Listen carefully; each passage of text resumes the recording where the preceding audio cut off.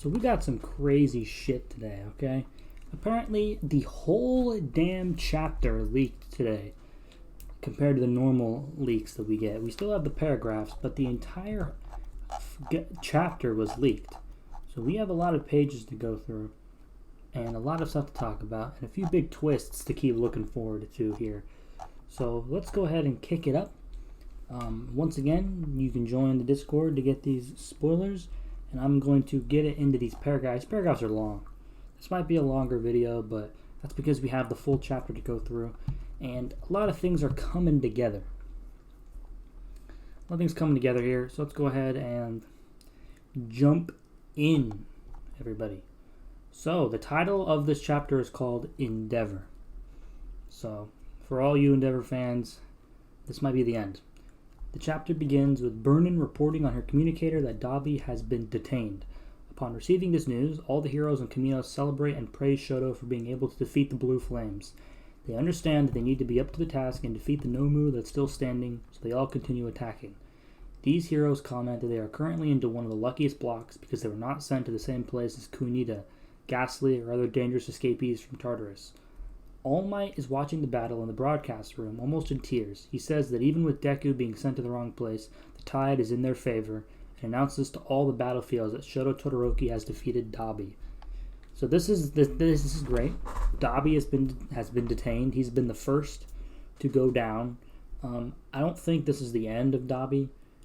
I don't think this is the end of the Todoroki family drama. If it is, it might be underwhelming. I think it's too early to say, but I definitely feel like Dobby still has at least one trick up his sleeve. His purpose in the story is definitely not over yet. That's my prediction anyway. But it looks like Shoto defeating Dobby is the first big domino to fall here for the good guys. We then see a new location, the ruins of the Jaku Hospital, where Gigantomachia is being imprisoned. It is there where Ashido, Mineta, Kodai, I'm gonna butcher these names, Yanagi, and Hananuki are, and they're happy with the news. Mount Lady is also there and stomps on some villains while saying that she was worried about Shoto, but in the end he showed what he is capable of. The villains didn't expect the heroes to intercept their strategy and suddenly appear there.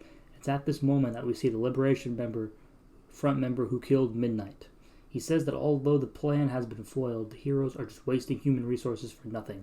This is the time for liberation, and those who try to interfere will be trampled on, like that UA teacher. Right after he says this, Ashido turns her gaze and Kirishima appears at her side. He apologizes for the delay and says that the evacuation has been successfully completed, and now it's time for them to protect this spot with everything they got, just like Todoroki did. Now, is it a coincidence that Mina, Kirishima are in the same location with Mount Lady and Gigantomachia and the Liberation member who killed Midnight? Coincidence? I think not. There's definitely going to be some things here that happen. We don't know what's happening yet, but I definitely think Kirishima and Mina versus Machia probably is going to be a thing. We will see, though. However, these are all just theories and stuff that I've garnered from the internet. So none of these are confirmed, of course, but that's just my interpretation from reading this so far. Another new battleground is Takoba National Stadium, where the students took their provisional license exam. In it are Ojiro, Sato, Subaraba, and Sarah, who appears to be worried about something.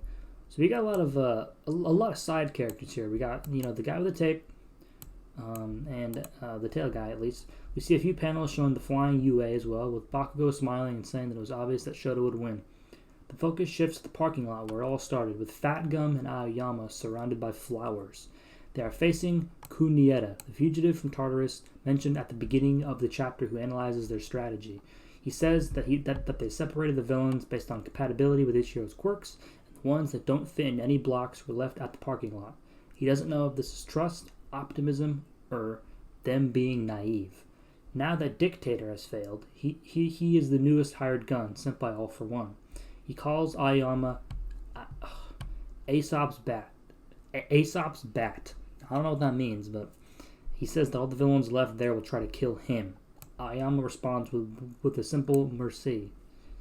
So it looks like Aoyama is being targeted, obviously, for no longer doing All for One's bidding.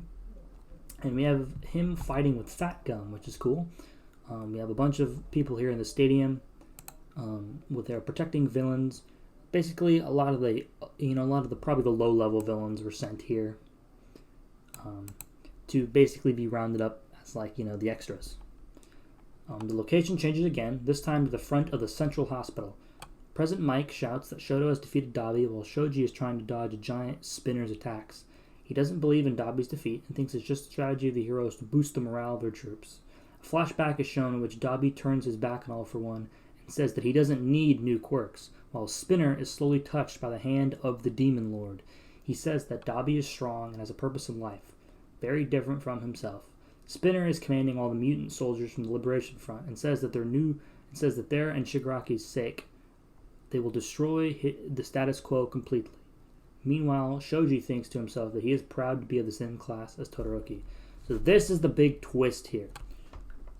It is revealed that All for One has given Spinner another quirk.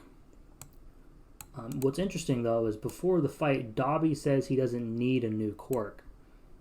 So Spinner has another quirk. We then see Shoji being proud to be part of Class 1A.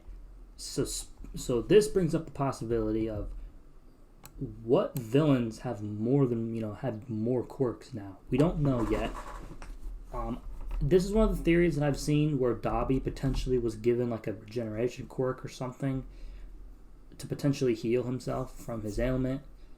We don't know, does Toga have another quirk? It's completely possible. But we then see that Spinner has another quirk. And that's going to be a bit of another thing that our heroes have to factor in. I can't think of the phrase, but we then cut back to Kamino, where Shoto tells Ida that he overdid it and apologizes, but Ida says that he has nothing to apologize for. Dabi then wonders why he is still alive after all this. And then a luminous sphere appears on his chest. The last place we see in the chapter is Gunga, where Endeavor reacts to the news with an indecipherable expression.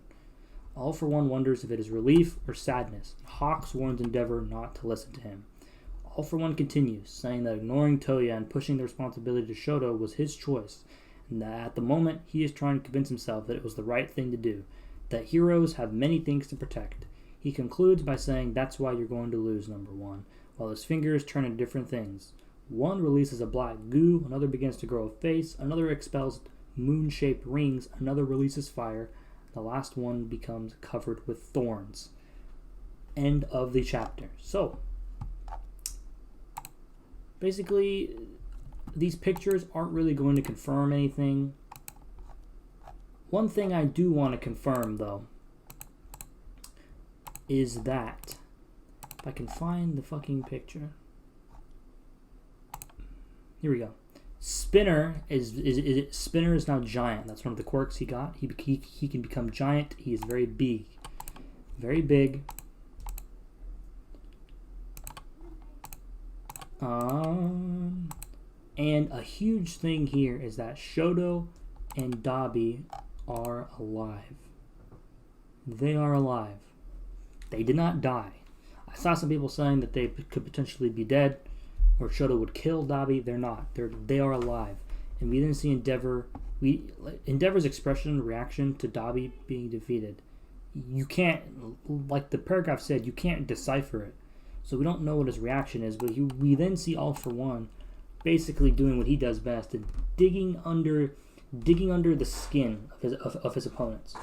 He knows exactly what to say to break their spirit. That's how he does it. And this panel with the 5 fingers looks really cool. It looks pretty sick. And this brings up the debate: is this the end of Endeavor? Are we beginning to see his potential death in the series? A lot of people think it might happen.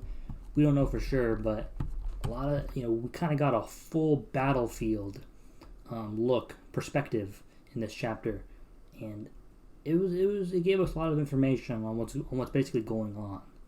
So that's going to be the chapter for today. Hopefully you guys were informed about everything, and I'll catch you guys in the next one.